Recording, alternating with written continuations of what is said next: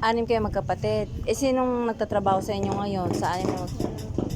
Nasaan ang ate mo? Nasa amin. Pang ilan ka, Ning? Tatlo. Pangatlo ka. Ito yung pamasahe mo. Idagdag mo dyan sa bigas. Tsaka ano, tawag dito. Ito, may konting damit dito. Hindi ko alam kung kanino kasya sa'yo. Kung kasya ba sa'yo. Ay, meron pala ako dito. May kapatid kang babae. Meron pa. Ilang taon? 18 po ang pangalan. And yung bunso na babae. 14 po. 14. Baka kasya yung pants na stretchable. Hindi kayo dinadala ng magulang nyo. Sabi mo may asawa na ang ina mo.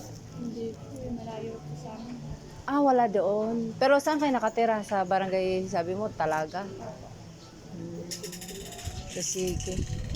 Ano, wag ka nang, di ba, binigyan na kita pamasahe, wag ka na maglakad. Salamat. Basta totoo yan sinasabi mo, Neng, ha? Pumunta ka sa barangay din. Hindi ko po yun alam. Ah, dito ang barangay namin sa may basketball court. Magtanong ka lang dyan sa mga tricycle. Basketball court, dyan. Tawag dito. Tapos pumunta ka dyan, may magandang bahay dyan. Yung may napakalaking bahay. First time mo lang magpupunta doon. Teka, sandali. Kuhanin ko yung pants na baka kasi yung sa kapatid mo. Wait lang, ha?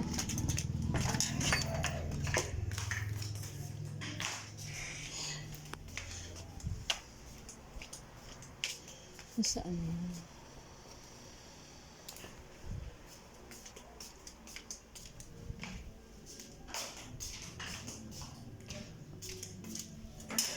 Ito, Neng, maayos pa. Kasi kaya sa kanya kasi walang gumagamit sa amin. Basa nang tinambak doon. Baka ako gawin pang basahan. Sayang, maayos pa to.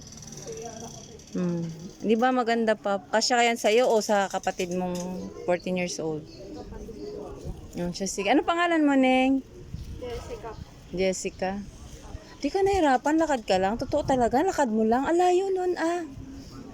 Saan yung barangay talaga? Saan yung sa may malapit sa Mercury Drug? Alam niyo.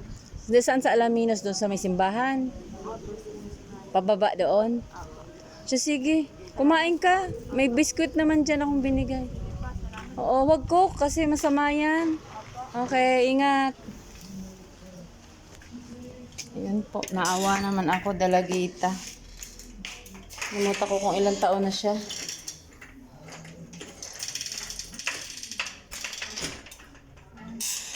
Hindi ko naman mahindian.